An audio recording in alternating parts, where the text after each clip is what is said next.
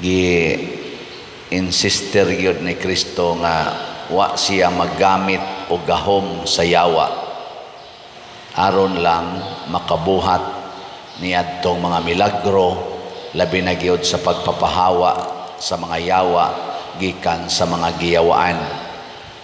O mauning tataas-taas ng atong ebanghelyo kay iyang gi-explain unsay mahitabo kung tinuod pa nga ang yawa maura say mo papahawa sa yawa. Unsa may mahitabo kung maggamit ratas gahom sa yawa, mag-anam og kadaghan ang yawa sa atong kinabuhi. Lingyay mong tupad.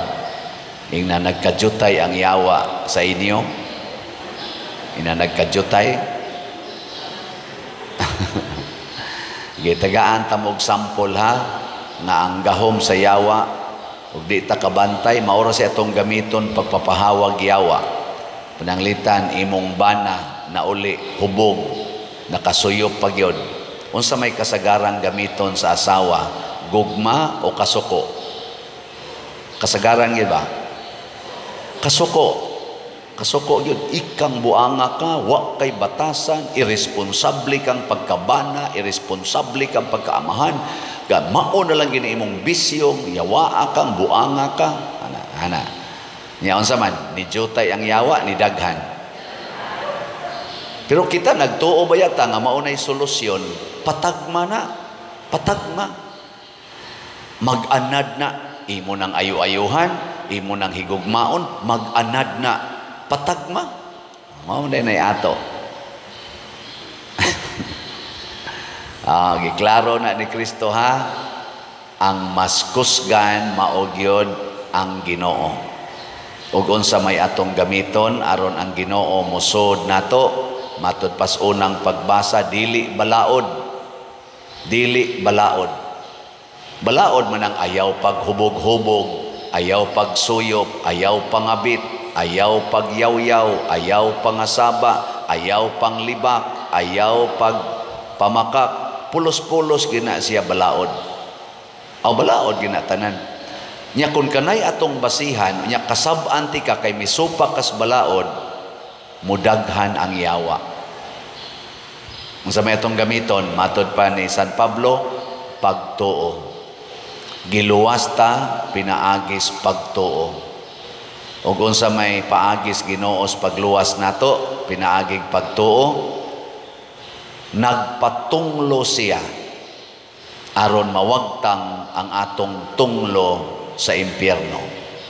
Gitunglo na tas Ginoo ni adtong nakasala si Adan og si Eva.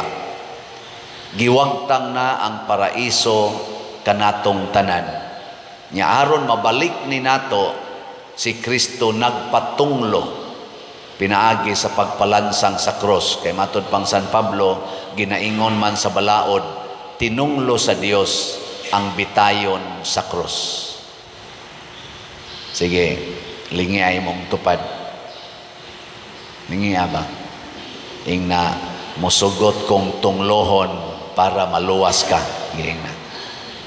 Ing na musugot kong tunglohon para maluwas ka. Pananglitan ron, bana ka, bana, niya ang imong asawa namabdos, kay nakapangabit, niya imong pasayloon, sa may isultis imong mga igsuon or sa imong mga suod, buang ka, wa kay buot, uto-uto ka, nagpailad ka ng imong asawa, buntisan na kung naglain, nya imong yapong pasayloon, bugo ka, tunglohon lagi ka, buang ka, wa kay buot, kuwang-kuwang ka, anaon ka no? Nya kinsa dinhing banaha nga musugot nga tunglohon or biay-biayon ta sa kamot. Pulos-pulos gyud mo na iyawa. Sige, balihon na to. Asawa, imong bana, nakapangabit, pero magsige ra jud kag ingon, This cannot change my love for you. Kulatahon pag yung kausahay. Nya, adtoon ka sa imong inahan o sa imong amahan, day, biyain na, ikihan na nato.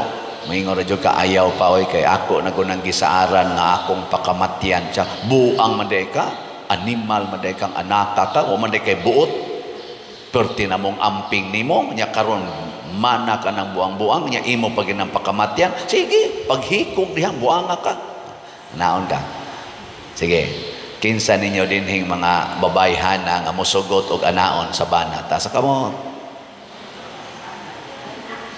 Otro sa mong giyawaan. Pari, wa na'y kolekta, magsige ra gyud misa, bisag way kolekta, wa pagihalin sa slat, magsige ra gyud misa. Oy, ingnon tingali kos uban akong pare, isira na ng simbahan na, wa gyud kolekta. Wa, nainanimba, wa gyud kolekta, wa gyud bisyap, isira na. Ayaw bisyap, oy, kay ako ning misahan, siya, buang-buang, maniga, taktakot, tigas yung pagkapari, mapurdoy ang atong archdiocese, ana, pulos na lang misa, wa na'y kolekta, unsa may isuporta na tos diocese, ay ayaw lang bislap, sagdi lang mga matay ta, basta magmisa lang kita, sa hilom kang paria ka, taktakon, tika.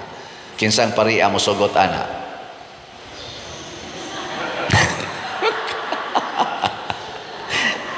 Di sad ko mo isa, oy, sayunan lang mo na. Sayunan lang mo, ana. Isa lang lang ko, eh. Aron, usa. Ang pasa. Mga unay, magintani. Sige, ato na lang ning iapil ang usa ka sektor, mga politisyan. Siging alagad, wagay ni bayad og buhis. Sige ra gyud alagad. Ang ilan ng kwarta ilang kuot sa ilang bulsa para ihimo ana mga karsada, ihimo ana mga drainage, ana itabang ana mga tao, pero wa gyud ni bayad og buhis. Pero ingnon na gyud nila, sagdi lang kay mao man ni atong gipanaaran, elected man ta nila para mga lagad, sagdi lang wa sila mo bayad og buhis, ato gini silang alagaran. Kinsang politisyana ang mosulti ingon ana, ta sa kamot wa man ta dinhi naakaha og naay politisyan mosulti ana, unya makita ginato nga mo na ilang gibuhat, butara na nato bisag mudagan pa na pagka-presidente sa Pilipinas. Oy, pulos ta na ayawa. Ang Ginoo na mahinomdom sa iyang kasabutan hangtod sa kahangturan. Matod pastubag nato sa Salmo. Ug unsa may kasabutan sa Ginoo didto ni Abraham, mao to iyang original nga bag-ong kasabutan. Human na failure si Adan og si Eva, niingon ang Ginoo, pinaagi sa imong pagtuo o pagsunod kanako, himuon ti kang dakong nasod, panalanginan ti ka tungod sa imong pagtuo. Himuon akong balaan ang imong kaliwatan nga magbaton niining imong pagtuo. Muna usa ni ana ang mahal nga Birhen Maria. Nagbaton siya sa pagtuo ni Abraham, taliwala sa kalibutan nga puno sa kagubot ni atong panahona sa pagkaway pagtuo. Si Maria nagbaton sa pagtuo ni Abraham, genuine na pagtuo, dili lang sa balaod. Kay kun balaod mo hisgutan, di gyud mosugot si Maria nga mamabdos. Nganuman ang balaod nag-ingon, kung mamabdos gani ang babay nga way bana, batuon siya hangtod mamatay. Maunay balaod atong ilang panahon. Nahibaw si Maria nga wa siya hilabti ni Jose. Unya kung mamabdos siya ang iyang banahonon nga si Jose, nga sinayura na sila, siguro gyud nga mobiya niya. O ang resulta mudako ang iyang tiyan, nga wa siya'y bana. Gani, posible pagyod nga si Jose mo gamit og balaod, i-report niya sa authority ang iyang pangasawunon nga wa niya mahilabti pero namabdos. Automatic, batuon dayon na hangtod mamatay. Si Maria wa mahadlok niya ng balaura, misunod siya og nisugot siyang pamabdusan sa Espiritu Santo.